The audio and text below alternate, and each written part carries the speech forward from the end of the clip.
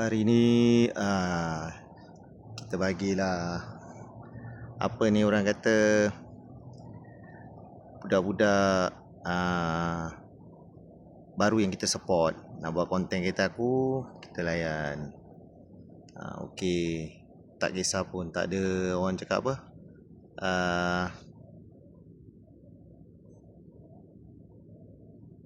tak ada orang cakap apa pilih bulu. Level-level tak ada, kita semua kita on je. Siapa-siapa berminat, betul-betul ikhlas nak buat review, kita bagi je. Simpan pun kereta ni bersih buruk juga satu hari kan, mati pun tak bawa ke kubur.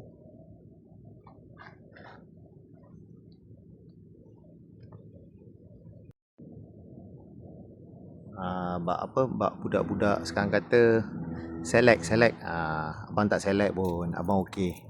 Siapa-siapa berminat nak buat konten kereta, nak konten abang buat konten kereta abang, okey je, on je. Kita tak select, kita janji orang tu ikhlas.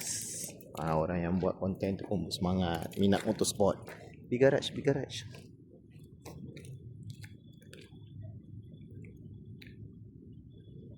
Ni Daniel ni dia contact aku dah berapa lama dah.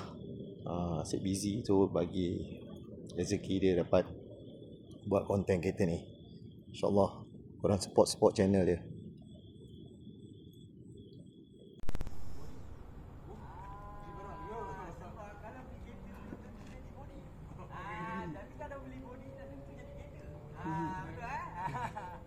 Betulkah saya? Betul.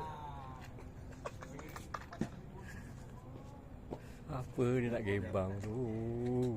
Dia ni nak masuk Maharaja Lawak macam audition. Ini kilauan emas tak lepas.